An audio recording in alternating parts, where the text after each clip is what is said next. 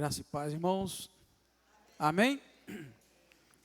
Louvado seja Deus. Como é que vocês estão? Está tudo tranquilo? Dia bom, dia abençoado. Amém? Daniel 5 e depois Daniel 6. Como sempre, nós vamos falando de cada porção, né, de versículos. E lá no final nós vamos ver que conhecimento de Deus nós podemos tirar. E vamos ver também, né, doutrina fundamental da Bíblia que nós podemos extrair para a nossa vida. O capítulo 5, irmãos, vai trazer aquela passagem bonita da escrita na parede, né? Aparece uma escrita na parede e deixa o rei, né, Belsazar, muito confuso. E esse texto vai falar, então, do juízo de Deus sobre a arrogância. O tema central deste capítulo, irmãos, é: Deus julga o orgulho e remove os reinos que desprezam a sua santidade. É isso que nós vamos ver. Deus aqui trabalha dessa forma, né? Ele julga o orgulho irreverente, na verdade, né? E remove os reinos que desprezam a sua santidade. Quem despreza a santidade de Deus é punido, e punido severamente. É isso que nós vamos ver, né, neste capítulo 5. Então vamos lá, do versículo 1 ao 4, nós vamos encontrar o banquete profano de Belsazar. Esse rei Belsazar, irmãos, rei da Babilônia, ele vai oferecer um grande banquete, né, enquanto a cidade, irmãos, estava cercada. Então, o povo tudo em guerra, numa batalha tremenda, a cidade cercada, e ele vai oferecer um banquete. E durante esse banquete, esse rei manda trazer os utensílios sagrados do templo, né, de Jerusalém, que estava em poder do rei Nabucodonosor. Ele vai e pega aquilo e utiliza para beber vinho. Olha para você ver, as vasilhas sagradas que era para ser usado só lá dentro do templo, ele pega para fazer o banquete que ele estava fazendo, ele pega para beber vinho, e na verdade, a Bíblia registra muito bem, em louvores aos deuses de ouro e de prata que ele servia. Então isso é o que ele faz. E aí nós vamos tirando as lições para nós do que acontece quando as pessoas não fazem separação entre aquilo que é sagrado e aquilo que é profano. A gente precisa fazer essa diferença. As coisas de Deus, as coisas consagradas a Deus, a gente precisa tratá-las com muito respeito. Obrigadão, viu, irmãos? A gente precisa tratar as coisas de Deus, as consagradas a Deus, com muito respeito. Foi por isso que o apóstolo Paulo escreveu 1 Coríntios 11, chamando a atenção da igreja, que na hora que eles iam comer a ceia, eles iam fazer a ceia, ele estava fazendo ela de maneira desorganizada, irreverente. E ele falou que é por causa da irreverência que tinha muitos doentes no meio deles, e até muitos que já tinham morrido por causa da irreverência. Olha bem, só porque a ceia é consagrada a Deus. É aquilo que eu falo aqui. O pão da ceia é o mesmo pão que a gente compra no mercado. O vinho da ceia é o mesmo vinho que a gente compra no mercado. Porém, quando a gente consagra a Deus, é preciso tratar com respeito as coisas que são consagradas a Deus, ou sagradas, né, a Deus. Então a gente precisa fazer essa separação, né? Tem música consagrada a Deus e música que não é consagrada a Deus, né? Deus é o que criou a música, a gente sabe disso, tudo que existe vem de Deus. Porém, tem música consagrada a Deus, tem música que já não é consagrada a Deus, e a gente precisa fazer essa separação. Por isso que eu tenho muita preocupação de trazer para dentro da igreja a música que não é consagrada a Deus, porque a igreja, essas 4 paredes, foram consagradas para cultuar a Deus. É aquilo que eu falei no domingo passado. A igreja, essas 4 paredes, elas foram consagradas para fazer culto. Então a gente tem que tomar muito cuidado para que tudo que nós fizermos aqui esteja de maneira reverente, em consideração o ambiente que foi consagrado a Deus, né? Então a gente precisa muito de ter esses detalhes. Então vamos ler do versículo do 1 ao 4, que nós vamos encontrar então este homem fazendo essa festa, esse banquete, pegando os utensílios sagrados do templo de Deus, lá de Jerusalém, e bebendo o vinho, louvando ao seu Deus. Essa primeira parte está tudo tranquilo, mas na segunda parte que nós vamos ler, nós vamos ver que isso desagradou a Deus, e Deus vai fazer um trabalho aí de punição. Então vamos lá, versículo de 1 ao 4 diz assim: o rei Belsazar deu um grande banquete a 1000 dos seus grandes, e bebeu o vinho na presença dos 1000. Havendo Belsazar provado o vinho, mandou trazer os utensílios de ouro e prata que Nabucodonosor os seu pai tinha tirado do templo que estava em Jerusalém, para que bebessem neles o rei, os seus grandes, as suas mulheres e as suas concubinas. Então trouxeram os objetos de ouro que foram tirados do templo de Deus, que estava em Jerusalém, e beberam neles o rei, os seus grandes, as suas mulheres, as suas concubinas. Beberam o vinho e deram louvores aos deuses de ouro, de prata, de bronze, de ferro, de madeira e de pedra. Está vendo? Então não foi só trazer os utensílios consagrados. Além de tudo, eles beberam num banquete, numa orgia, numa coisa terrível, e além de tudo, eles estavam ali louvando aos deuses de ouro, de prata, de bronze, de ferro, de madeira, com os instrumentos sagrados. Né? Olha para você ver que coisa terrível, né, irmãos? Então, o que é que significa para nós? Que este ato não é apenas irreverência, não foi só irreverência, ou, como a Igreja Católica gosta de usar o termo, um sacrilégio, né? Não foi só isso, mas ele está demonstrando também, irmãos, desprezo pela santidade de Deus. Isso é a coisa mais difícil, né? Total desprezo pela santidade de Deus, tratando, né, as coisas sagradas com objeto comum.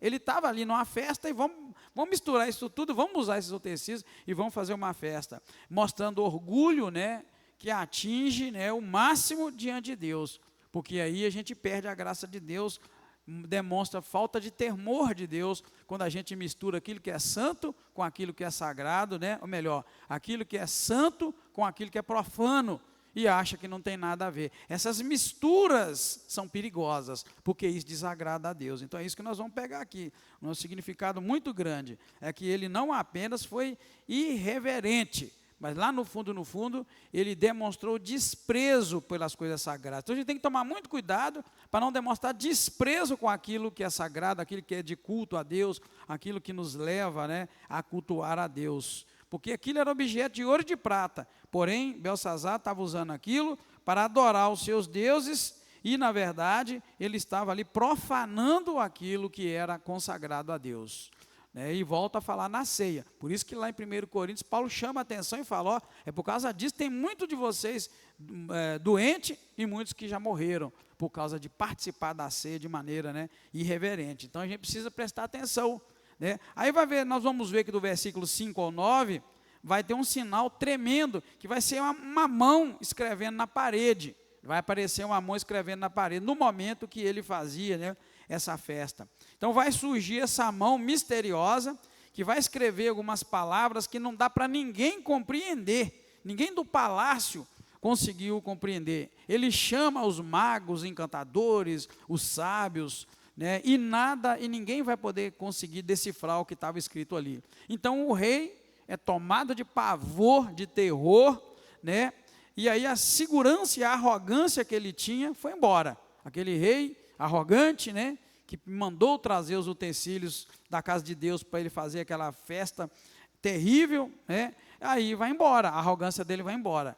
Em geral, o homem ou a mulher arrogante que ignora Deus, que desfaz de Deus, em algum momento da vida, ele é confrontado, e aí a gente vê que aquela arrogância, aquela força, aquele poder, aquela autoridade, aquela independência, ela some, porque Deus é Deus acima de todos, amém, queridos? E quando ele age, ele mostra que a gente depende dele em todo o tempo, em todo lugar. Então a melhor coisa que a gente faz é reconhecer Deus, as coisas consagradas, as coisas santas, tratar com o devido respeito, para que a gente possa ser abençoado. Na verdade, a gente precisa tratar com respeito quase que todas as coisas, né, irmãos? Tudo nesse mundo, as pessoas, seres humanos precisam do nosso respeito, não importa a religião, precisa do nosso respeito, né? Do 10 ao 16, diz assim, a rainha, por causa das palavras do rei e dos grandes, entrou na casa do banquete e disse, ó rei, vive para sempre, não se turbe os seus pensamentos, nem se mude o teu semblante. Há no teu reino um homem que tem o espírito dos deuses santos. Nos dias de teu pai, achou-se nele luz, inteligência, sabedoria, como a sabedoria dos deuses. Teu pai, o rei Nabucodonosor, sim, teu pai, ó rei, o constituiu chefe dos magos, dos feiticeiros, dos astrólogos e dos adivinhadores. Guarda bem essa palavra, irmãos. Daniel era chefe dos magos, dos feiticeiros, dos astrólogos e dos adivinhadores. Daniel, o profeta, um homem de Deus. A gente às vezes não entende, né? O cara era chefe, ele mandava. no reino. Todas essas coisas que Deus abomina, estava debaixo da chefia dele. Para a gente conhecer Deus melhor, irmãos, tá? Olha que as pessoas faziam coisas que Deus não gostava, mas Deus colocou Daniel como chefe deles lá no palácio. É isso que a gente não pode mudar. A Bíblia é tremenda, né?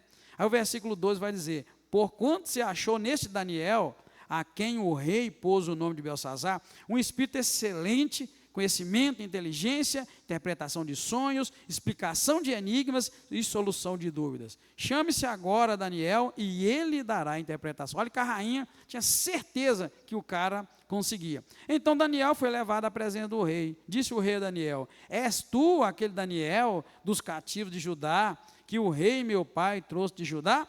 Ouvi dizer a teu respeito que o espírito dos deuses está em ti, e que a luz, o entendimento, a excelente sabedoria se acham em ti.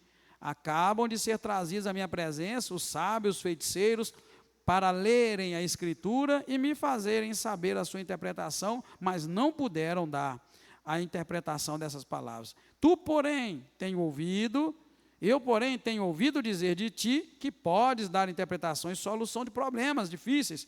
Agora, se puderes ler essa escritura e fazer-me saber a sua interpretação, serás vestido de púrpura, terás cadeias de ouro ao pescoço, e no reino será o terceiro dominador. Veja que coisa tremenda, né, que o rei vem a fazer, né, diante de Daniel, que é, aliás, primeiro é a princesa, a rainha, desculpa, ela vai falar com tanta confiança que Daniel poderia dar a resposta. A lição profunda é que nós não devemos, irmãos, nos deixar seduzir de forma alguma pelas honrarias, né? A gente precisa permanecer fiel a Deus, independente de qualquer reconhecimento humano, notando sempre que a verdadeira autoridade espiritual, ela nem depende de cargos, mas sim da intimidade com Deus. Ele tinha um cargo, mas aquele cargo não podia fazer nada por ele, e nem os outros que estavam ali com aquela função puderam responder ao rei o que estava escrito naquela parede. Mas a gente vê que Deus na vida da gente, ele faz muito mais do que a gente pode imaginar, né? Verso 17 ao 23, irmãos, nós vamos encontrar então o discurso, né, a resposta que Daniel vai dar. Antes de interpretar a escritura, ele confronta o rei Belsazar, contando a história de Nabucodonosor, que era o pai de Belsazar, mostrando para ele que Deus havia humilhado seu pai por causa da soberba, e que Deus depois exaltou Nabucodonosor quando ele reconheceu que a Deus pertencia toda a glória. Daniel, né, vai acusar, na verdade, Belsazar de reconhecer essa história do pai dele, mas de ter sido soberbo também, de não ter se humilhado. Então ele vai contar a história e vai, de certa forma, corrigir ele, vai chamar a atenção, vai acusar: rapaz, você sabia que seu pai foi por esse caminho e se deu mal, e agora você está fazendo a mesma coisa. Então Daniel vai fazer esse discurso aqui, que é um discurso profético. Então vamos lá, do 17 ao 23, diz assim: então respondeu Daniel na presença do rei. Olha que palavra dura, irmãos, ó. As tuas dádivas fiquem contigo, e dá os teus presentes a outro. Todavia, lerei ao rei a escritura e lhe farei saber a interpretação. Ó rei, está vendo? O Altíssimo Deus deu a Nabucodonosor, teu pai, o reino, a grandeza, a glória e a majestade. Por causa da grandeza que lhe deu, povos, nações, línguas tremiam diante dele. A quem queria matar, matava. A quem queria deixar com vida, deixava com vida. E a quem queria engrandecer, engrandecia. E a quem queria abater, abatia. Quando, porém, o seu coração se exaltou e o seu espírito se endureceu na soberba, foi derrubado do seu trono real e passou dele a sua glória. Foi tirado dentre os homens, os filhos dos homens, e o seu coração foi feito semelhante ao dos animais. Sua morada foi com os jumentos selvagens, e fizeram comer erva com os bois, e pelo orvalho do céu foi molhado o seu corpo, até que reconheceu que Deus, o Altíssimo, tem domínio sobre os reinos dos homens, e a quem quer constitui sobre eles. Tu, porém, seu filho, Belsazar, não humilhaste teu coração, ainda que soubeste tudo isso. Em vez disso, levantaste contra o Senhor do céu, pois foram trazidos utensílios da casa de Deus perante ti, e tu, os teus grandes, as tuas mulheres e as tuas concubinas, bebestes vinho nos utensílios sagrados. Além disso, deste louvores aos deuses de prata, de ouro, de bronze, de ferro, de madeira, de pedra, que não veem, não ouvem, nem sabem. Mas a Deus, em cuja mão está a tua vida e todos os teus caminhos, a Ele não glorificaste. Está vendo, queridos? Ele dá uma lição poderosa, corrige e mostra para ele: rapaz, seu pai fez isso, e Deus derrubou ele, ele viveu lá no meio do mato com os animais. Agora você fez a mesma coisa, em vez de glorificar a Deus. Então aqui a gente encontra uma doutrina tremenda, que o maior pecado não é ignorância, mas na verdade é a rebeldia consciente. O que é rebeldia consciente? É quando você sabe o que tem que fazer e não faz. Isso aí é rebeldia consciente, né? O inimigo trabalha para a gente pecar, mas se você sabe que Deus agrada tal coisa, cabe a você então resistir. Então o maior pecado não é ignorância, é mesmo a rebeldia, aquela rebeldia consciente. O cara sabia que o pai dele caiu porque deu bobeira, e ele agora está indo pelo mesmo caminho, né? E também a gente tem que guardar isso no coração: Deus responsabiliza quem rejeita a verdade que conhece. Então, se você conhece uma verdade e você rejeita essa verdade, poxa vida, você está criando um problema muito sério. Deus vai te responsabilizar por isso, né? Por isso que a gente precisa caminhar dentro da verdade que Deus já nos falou, lutando dia a dia para viver uma vida de acordo com a palavra de Deus. Se você conhece a verdade, não brinca, porque na verdade Deus vai responsabilizar cada um de nós, conhecedor da verdade. Por isso que a Bíblia vai dizer que as misericórdias do Senhor são a causa de nós não sermos consumidos, irmãos. É muito pesado, né?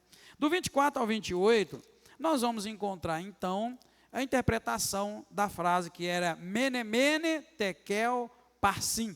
Só isso que estava escrito, Mene, Mene, Tekel, Parsim. Nós vamos encontrar que Mene quer dizer Deus contou os dias do teu reino. Tekel, o rei foi pesado e achado em falta. Parsim, que na verdade é o mesmo que Pérez, nós vamos encontrar lá na frente essa palavra: o reino será dividido e entregue a outros. Poxa vida, então era isso que estava escrito: Deus contou os seus dias, ou melhor, Deus contou os dias do teu reinado, você foi pesado e achado em falta, e o reino vai ser dividido, você vai perder o reino e vai passar para a mão de outro. Essa era a verdade, né? Porém, o mistério em torno disso em si já derrubou o rei, já deixou ele pasmado, sem saber o que ele deveria fazer. Então vamos ler o texto, né, que fala sobre isso. Então, dele, 24, né, do 24 ao 28. Então dele, ou seja, de Deus, foi enviada aquela parte da mão e escreveu-se esta escritura. Esta é a escritura que se escreveu. Mene ou Mené, tá, gente? A gente fala Mené, Mené, Tekel e Parsim. E esta é a interpretação daquilo.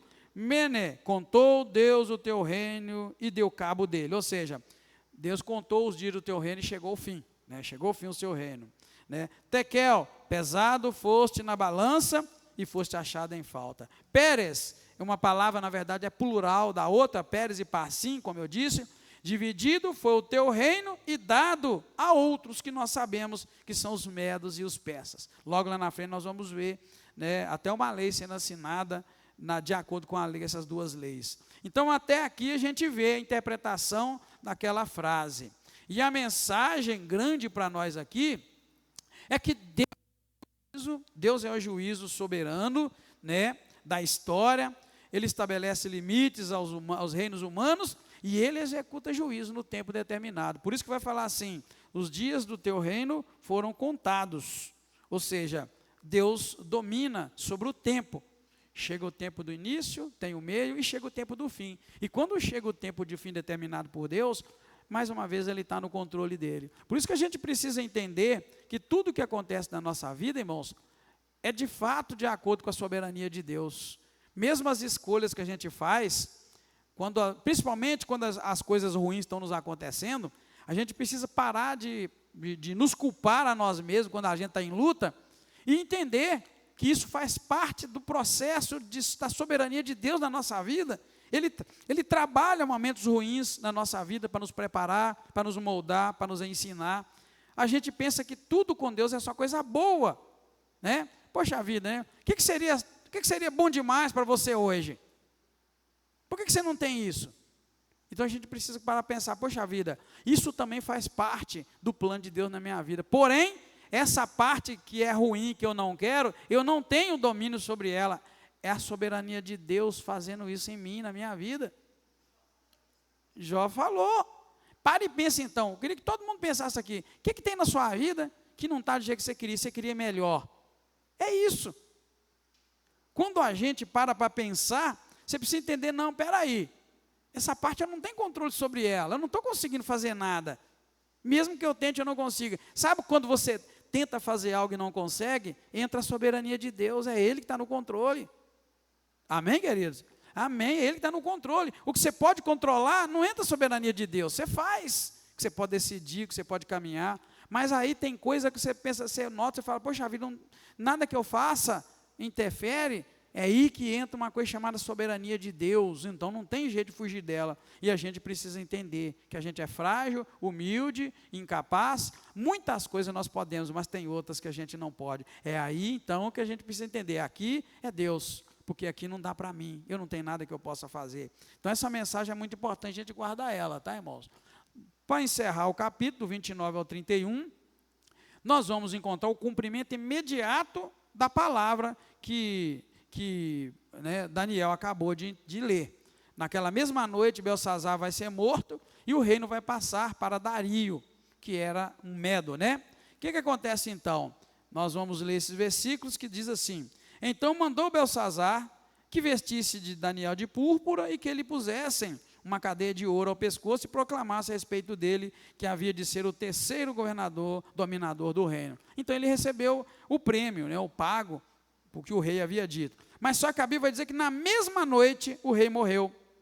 Poxa vida, a palavra falou, chegou o fim do teu reino e ele vai passar para a mão do outro. Na mesma noite ele morreu, olha bem, na mesma noite foi morto Belsazzar, rei dos caldeus. E Dario, o Medo, ocupou o reino com a idade de 62 anos de idade. Então, aconteceu a palavra, foi um cumprimento muito rápido. Então, lição que a gente pega aqui? Que o juízo de Deus ele pode ser rápido e irreversível, quando o tempo da paciência de Deus estiver encerrado.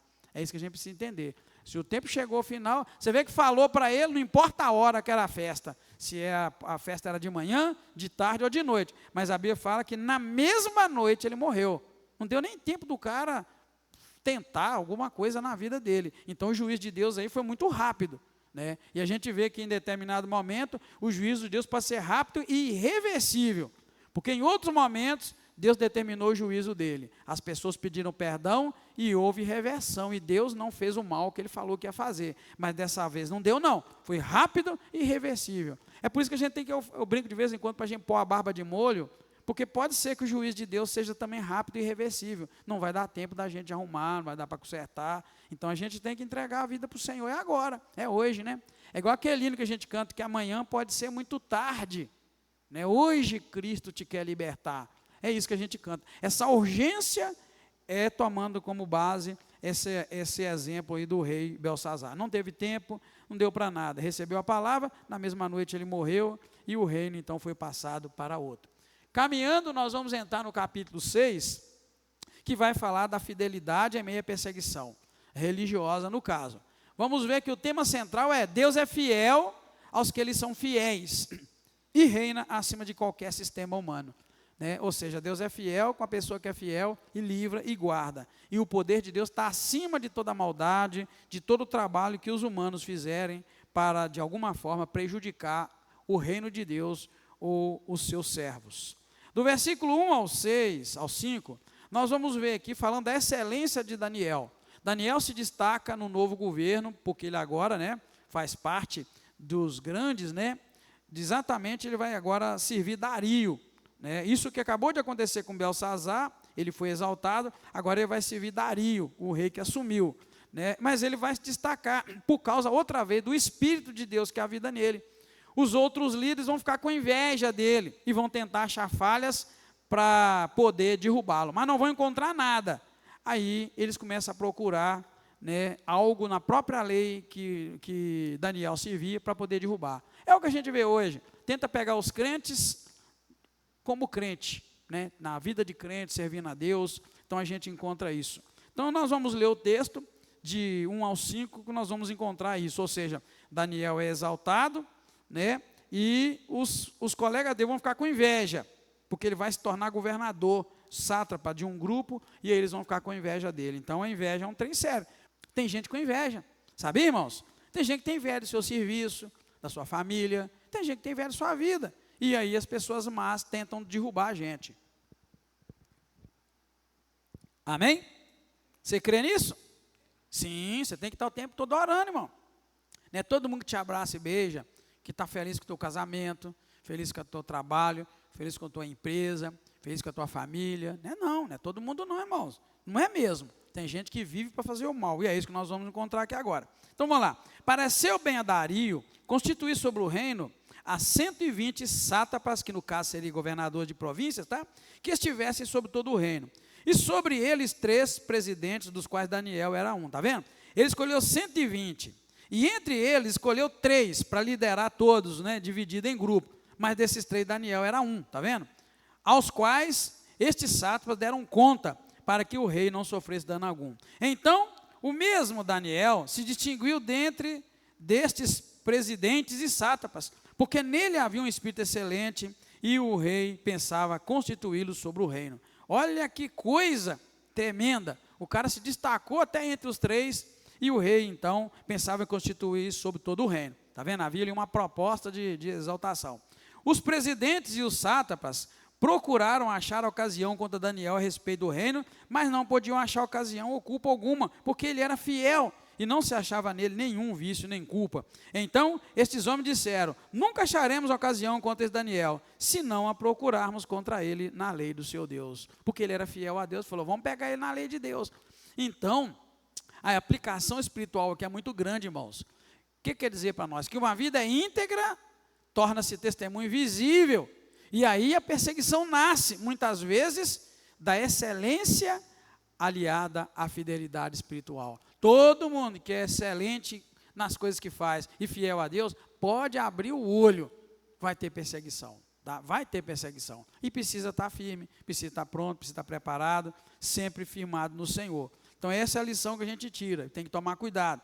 Do versículo 6 ao 9, nós vamos encontrar a armadilha que eles vão encontrar. Uma armadilha legal, vai ser uma armadilha dentro da lei que eles vão pegar. O que os líderes fazem? Eles convencem o rei a decretar, fazer uma lei, que ninguém podia orar a outro Deus por 30 dias, exceto ao rei.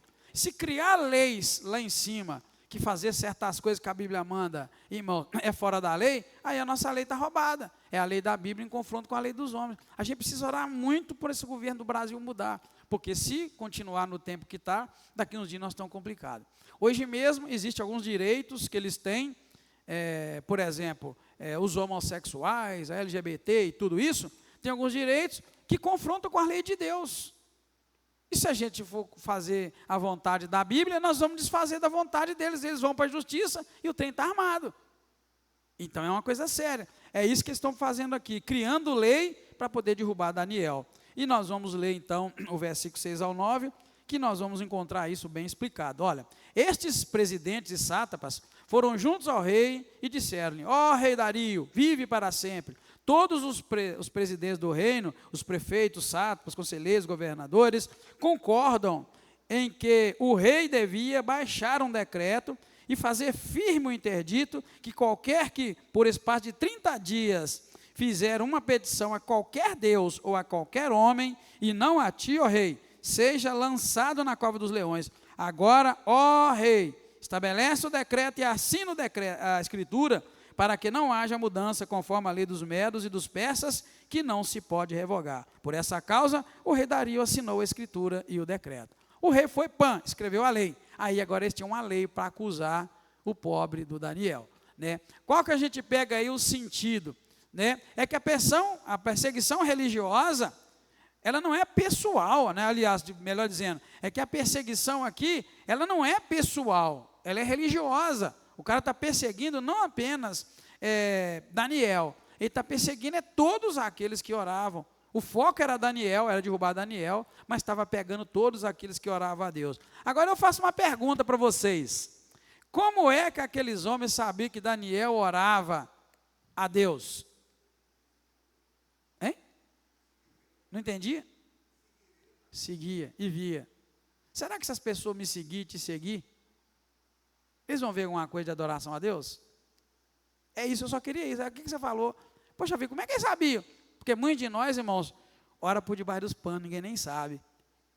Eles sabiam. Ele não escondia. É isso que eu estou... Essas lições que a gente tem que pegar para nós, irmãos. Senão você vai ler isso aqui e vai falar, tá bom. Eu já sabia. Não, mas é os detalhes que a gente tem que ver. Poxa vida, se esses homens sabiam que ele orava ao Deus eterno, ele não escondia que orava ao Deus eterno. Ele era visto, ele comentava, talvez ele até evangelizava, né? Talvez ele fazia questão de falar. 3 vezes a Bíblia fala. Isso. Ou o cara já sabia que tal hora ele orar. Então é isso que eu queria que a gente pegasse para nós e não preocupasse com as outras coisas. Mas é com a essência da lição. Ele sabia, as pessoas sabiam. É o que o pastor Moacir falou, 3 vezes ao dia, possivelmente, dá licença que eu preciso ali. E a Bíblia diz que ele dobrava o joelho e orava. Então, poderia ser num terraço, num salão, uma sala aberta, mas ele sabia. Então, assim, a gente precisa também começar a expor nossa comunhão com Deus. Não precisamos ter medo das perseguições. Deus vai dar vitória a todas elas. Mas hoje nós temos uma geração muito fraca, que expõe muito pouco sua fé, vive mais na escondida, né? Vem para a igreja, canta e tal, mas saiu dali, ninguém mais sabe o que a gente é. Então você tem a oportunidade no trabalho, na academia, na escola de música, na escola normal que você estuda, no mercado, na rua, você sempre vai ter oportunidade de deixar um sinal ali. Esse eu diria que é o cheiro de Cristo que exala de nós. As pessoas começam a ver Cristo em nós, é pelas coisas que a gente faz, irmãos, e também pelas coisas que a gente deixa de fazer. Porém, eu queria guardar isso. Os caras viram que ele fazia tal coisa, falou, vamos criar uma lei então que quem fizer isso vai morrer, né? Vai ser jogado na cova dos leões, né? E foi o que aconteceu, tá bom? Vamos seguir então, para a gente caminhar, do 10 ao 13, nós vamos ver a decisão que Daniel tomou quando ele soube da lei. Ele vai continuar orando como sempre, com as janelas abertas em direção a Jerusalém. O mais incrível é que depois que lançaram a lei que quem orasse outro Deus ia morrer, durante 30 dias, né, que orasse outro Deus ia morrer, o cara não obedeceu. Ele continuou. Outra coisa importante, ele obedeceu. É só isso. Então vamos ver do 10 ao 13. Olha bem, olha por que eu falei que mesmo sabendo ele continuou. Ora, quando Daniel soube que a escritura estava assinada, ele entrou em sua casa, no seu quarto em cima, onde estavam abertas as janelas para o lado de Jerusalém, e 3 vezes ao dia se punha de joelho e orava e dava graça diante do seu Deus, como também antes fazia. Aí é que entra o versículo que eu já usei aqui várias vezes. O irmão, quando ele viu a lei, não pode, durante 30 dias, quem orar outro Deus vai morrer, a Bíblia fala que ele continuou fazendo o que ele fazia. Sem problema nenhum, não mudou nada, não mudou de lugar, não escondeu. Está vendo, irmãos, ousadia no testemunho, coragem, sobrevalorizar aquilo que é de Deus e menos valorizar o que é do mundo. Ele não pensou em perder o emprego, ele não pensou na morte, ele só pensou assim, eu não vou abrir mão por causa de um idólatra, de um rei malandro desse. Ele não quis nem saber. Então, posicionamento, irmãos, nosso de fé, tem um valor muito grande no reino espiritual. Às vezes a gente entrega muito fácil a luta na mão do inimigo, porque a gente não tem coragem, né? Então vamos lá, o que a gente entende aqui de espiritual? Né? Daniel não ora para desafiar o sistema, mas é porque ele não pôde viver sem comunhão com Deus. Na hora que tentaram cortar a comunhão com Deus, a gente nota que ele não continuou orando para desafiar. Não, ele só continuou porque ele sabia que não podia viver sem comunhão com Deus. Eu não posso parar. Poxa vida, eu estou roubado. Se eu tiver que morrer, eu vou morrer. Mas se eu tiver que parar de ter comunhão com Deus, eu não vou parar. Então, é o que eu tenho falado com os irmãos para esse ano, né? Eu tenho falado isso desde o primeiro culto, eu estou falando no domingo. Estou falando, olha, antes de você dormir hoje, antes de você dormir, fala com Deus. Fala, Deus, vem estar mais perto de mim. Se aproxima de mim, eu quero me aproximar do Senhor. Fazer essa oração, que é uma oração de adoração a Deus, você não está pedindo nada, você está querendo que Ele fique mais perto de você. Isso é comunhão, irmãos. Então, a gente tem que entender que a comunhão com Deus não pode ser rompida por nada nem por ninguém, né? a sua fé é pública, ela é constante e ela é inegociável. Se você tem fé em Deus mesmo, tenha fé em todo lugar e não tenha vergonha nem medo, né? E não negocie sua fé por causa do trabalho, por causa do emprego, por causa da empresa, nada disso, sabe? Não negocie sua fé, vai tendo coragem, Deus vai te dando coragem, você vai caminhando em nome de Jesus. Porém, do versículo 14 ao 18, vai mostrar para nós outra vez que quem escolhe ser fiel a Deus vai sofrer perseguição, vai sofrer alguma coisa. Hein? Eu não li de qual? Ah, então eu vou continuar, vamos continuar, eu parei. Então vamos seguir. Deixa eu ler o 10 então, né, que eu já comentei e tal, aí eu desviei um pouco. Então vamos lá, do 10 ao 13. Ora, quando Daniel soube que a escritura estava assinada, ele entrou em sua casa, no seu quarto, em cima, onde estavam abertas as janelas para o lado de Jerusalém, e 3 vezes ao dia se punha de joelhos, orava e dava graça diante do seu Deus, como também antes fazia. Aí sim, aqueles homens foram juntos e encontraram Daniel orando e suplicando diante do seu Deus. Se apresentaram ao rei, tá vendo, irmão? Foram lá, fofocaram. Se fosse hoje, eles tiravam uma foto, né?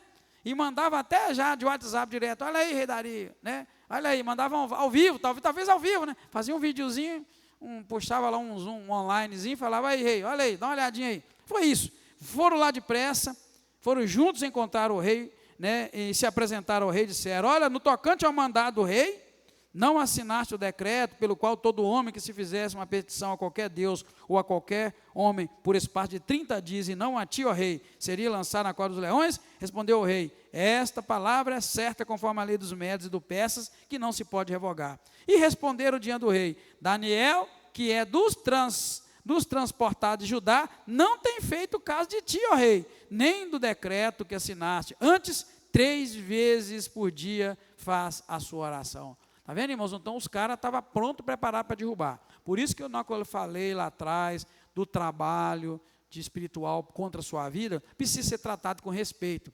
Porque tem gente que continua no mundo espiritual querendo te derrubar, querendo te prejudicar. E eles estão à espreita, né? Só esperando a oportunidade para fazer. Então, a gente precisa o tempo todo da graça de Deus, né? Aí vamos então na condenação, que é do versículo 14 ao 18. O rei, então, vai tentar livrar Daniel. Nós vamos encontrar com o rei, vai fazer umas tentativas. Mas, na verdade, ele está preso à própria lei que ele assinou, porque era uma lei assinada pelos Medos e os Persas, e aquela lei que fosse assinada nesses termos não poderia ser revogada.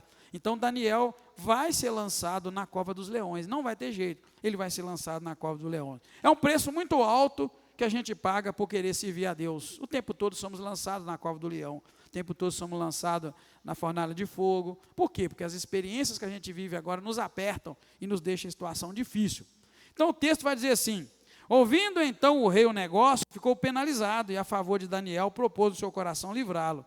E até o pôr do sol ele trabalhou tentando livrar Daniel. Então aqueles homens foram juntos ao rei e lhe disseram, sabe, ó rei, que é uma lei dos Medos e dos Persas, que nenhum edito ou decreto que o rei estabeleça se pode mudar.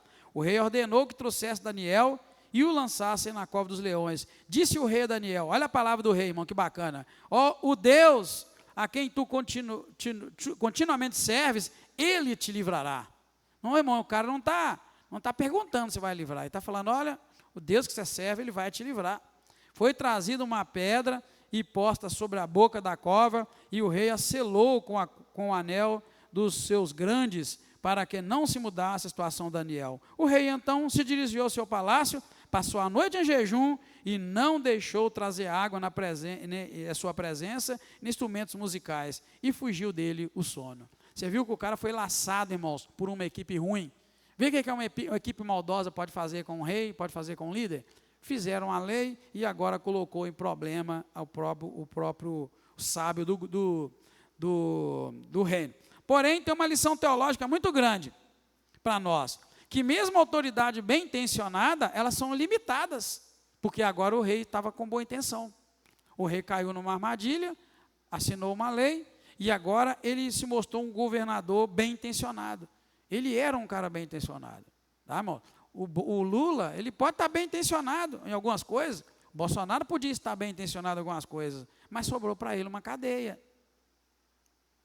Viu? O rei também estava querendo fazer coisa boa, aqui agora, mas ele estava totalmente limitado. E é nesse ponto que somente Deus vai mostrar que ele pode. O rei tentou mudar a lei, não deu, tentou livrar Daniel, não pôde, e o Daniel foi jogado. É aí que eu falei da soberania. Então, se você estiver vivendo um tempo ruim na sua vida, lembra que eu falei? Algo que você está tentando e o tempo está ruim, não está do jeito que você queria, descansa e fala, poxa vida, isso aqui então é soberania de Deus. Deus tem uma saída. Assim como ele vai dar agora para Daniel, né? Vai dar uma saída para ele. O rei não pôde, ninguém pôde, então agora Deus vai dar um jeito, né? Ele mesmo vai dar um jeito. Do 19 ao 23, nós vamos ver o livramento. O livramento vai ser esse: Deus vai enviar seu anjo e vai fechar a boca do leão. Daniel é encontrado ileso. É por isso que um dia Deus me deu uma frase, e eu escrevi ela, eu já falei para vocês algumas vezes, que não é necessário que Deus nos livre da fornalha de fogo, contanto que Ele se comprometa a estar conosco dentro da fornalha de fogo. Amém, queridos? É o que a gente está vendo aqui, olha, Deus não livrou Daniel da fornalha de fogo, mas Deus mandou lá um outro homem lá para proteger. Agora Deus não vai livrar Daniel, né, Deus não vai livrar ele da cova dos leões, mas Deus vai fazer o quê? Vai tampar a boca do leão. Então Deus às vezes não nos livra da situação difícil, mas Ele nos livra do mal, livra da morte. Então a gente precisa aprender isso, amém, queridos? Guarda isso no teu coração. Então não é tudo de ruim que está acontecendo, né, que nós vamos lá encarar aquilo como derrota. Deus, Ele se põe presente no nosso meio. Então Deus honra aqueles que permanecem fiéis, mostrando seu poder, mostrando que seu poder sobre a morte e sobre o caos, Ele tem todo o poder. Do 19, então, ao 23, diz assim: pela manhã, à primeira luz da aurora, levantou-se o rei e foi com pressa na cova dos leões. Chegando-se à cova, chamou por Daniel com voz de angústia: Daniel, servo do Deus vivo, será que o teu Deus, a quem tu continuamente serve, tenha podido livrar-te dos leões? Daniel respondeu ao rei: ó rei, vive para sempre. O meu Deus enviou o seu anjo e fechou a boca dos leões, para que não me fizessem dano algum, porque foi achada em mim a inocência diante dele. Também contra ti, ó rei, eu não cometi delito algum. Então, o rei muito se alegrou e mandou tirar Daniel da cova. Quando Daniel foi tirado da cova, nenhum dano se achou nele, porque ele crera no seu Deus. Aleluia. Está vendo, querido? Deus não livrou ele da cova dos leões, mas Deus fechou a boca do leão. Então, se alguém fizer um trabalhinho para você lá na sua casa, no seu sítio, fizer algum trabalho, é isso que você precisa ter, essa mesma fé. Deixa fazer, o meu Deus vai trancar a boca do leão. Amém, queridos? Meu Deus vai trancar a boca do mal e nada vai me acontecer. É essa fé que nós queremos desenvolver hoje. Deixa eu trocar essa pilha, senão não vou conseguir nem terminar aqui. Ok, espero que funcione, tá bom? Então é isso. Deus honra aqueles que permanecem fiéis, mostrando o seu poder, né, sobre a morte, sobre o caos e sobre todo o mal. Do 24 ao 28, aí nós vamos encerrar, nós vamos encontrar o livramento. Deus vai enviar o anjo, fecha a boca dos leões, e Daniel vai ser encontrado ileso, revelando que Deus honra aqueles que permanecem fiéis. Amém, queridos? E aí a gente vai ver então, o que Deus vai fazer. Ordenou o rei Dario, como eu disse, que foram trazidos os homens acusados a Daniel e foram lançados na cova dos leões, eles, seus filhos e suas famílias. Note bem que foi lançado todas as famílias daqueles homens. O que eu noto é o seguinte: aqueles homens se levantaram contra um, que era Daniel, mas o juízo veio sobre aqueles homens e sobre a casa deles todos, sobre a família inteira. Então, o cara que vive fazendo mal, a mulher que vive fazendo mal, ela tem que tomar cuidado, ela compromete a família dela. Por isso que eu e você tem que ter juízo na cabeça, não fica fazendo mal para ninguém, porque o juízo de Deus aqui se estendeu para casa.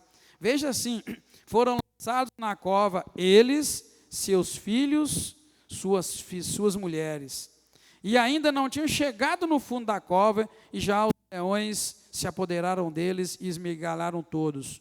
Então, o rei Dario escreveu a todos os povos, nações e gentes de diferentes línguas que moram em toda a terra. A paz vos seja multiplicada. Da minha parte é feito um decreto pelo qual em todo o domínio do meu reino os homens tremam perante o Deus de Daniel, porque ele é Deus vivo, permanece para sempre, e o seu reino não se pode destruir, e o seu domínio jamais terá fim. Ele livra e salva, opera sinais e maravilhas no céu e na terra. Ele livrou Daniel e do poder dos leões. Foi assim que Daniel prosperou no reinado de Dario e no reinado de Ciro e da Pérsia. Amém, queridos? Então, por quê? Porque Deus operou poderosamente na vida dele. E aqui a gente vê esses acusadores sendo punidos e o rei decretando, que todos devem temer o Deus de Daniel. E que a fidelidade de um servo pode levar uma nação inteira a reconhecer Deus, porque a fidelidade dele fez com que, mais uma vez, o rei fizesse um decreto para que toda a nação pudesse, então, crer que Deus é poderoso. Amém, queridos? O que a gente aprende de conhecimento de Deus? Deus é santo e julga a irreverência. Deus julga aquele pecado consciente. É isso que Daniel vai dizer: pesado foste na balança e achado em falta. Então Deus julga, irmãos. O Deus é santo e ele julga toda pessoa que é reverente, Podemos aprender no capítulo 6 que Deus é fiel e livra aqueles que perseveram em lealdade a ele. Olha o que Daniel diz: o meu Deus enviou o seu anjo e fechou a boca dos leões. Que maravilha, amém, queridos? Então é fidelidade, Deus é fiel, ele livra aqueles que perseveram, em fazer a vontade do Senhor. Qual doutrina a gente pode tirar? A gente pode tirar aí da seguinte doutrina: que Deus é santo e fiel, ele julga a arrogância irreverente e ele preserva aqueles que lhe permanecem fiéis. Nada, decreto nenhum derruba, trabalho nenhum derruba aquela pessoa que é fiel ao seu Deus. É isso que nós aprendemos hoje, E aí a gente pode unir essa doutrina ao juízo de Deus, à misericórdia, Podemos unir a doutrina da santidade, da fidelidade e da justiça e do livramento, porque Deus, ele julga alguns e livra os outros, ou melhor, no julgamento Deus condena uns e livra os outros. Então, juízo, misericórdia, santidade, fidelidade e a justiça de Deus, que sempre vai livrar alguém. Quando Deus fizer justiça, ele sempre vai estar punindo alguém e livrando alguém. Por isso que a gente precisa o tempo todo estar debaixo da graça de Deus. Amém?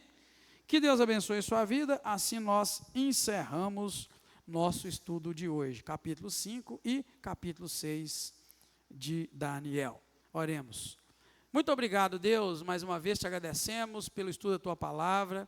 O Senhor nos ensinou hoje que não adianta levantar absolutamente nada, nenhum decreto, nenhuma lei contra aqueles que são fiéis ao Senhor, porque o Senhor se levanta para guardar e proteger aqueles que são fiéis. Obrigado, seja agradecido o teu nome, guarda-nos, livra de todo mal. É o que eu te peço: proteja nossas vidas e livra-nos, ó Deus, e ajuda-nos a ser fiéis ao Senhor, porque vimos na tua palavra que toda pessoa que é fiel ao Senhor, o Senhor se coloca do lado para livrar, para proteger de todo o mal. Obrigado mais uma vez, peço a tua bênção, que o Senhor nos leve em paz, guardados pela tua mão poderosa. Obrigado, Senhor, te agradecemos em nome do Senhor Jesus Cristo.